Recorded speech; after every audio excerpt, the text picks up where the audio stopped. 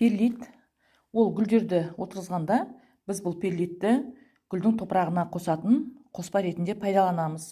Бұл топыраққа құйылған суды өзінің бойына тартып алады. Және де біз гүлдерді отырғызғанда топыраққа осы перлитті қосып, топырақты араластырсақ, топырағымыз борпылдақ, жеңіл болады. Екінші, біз кішкене өскіндерімізді осы перлитке отырғызсақ болады. Өскіндер тез тамырланатын болады. Кішкене су құйып қоямыз.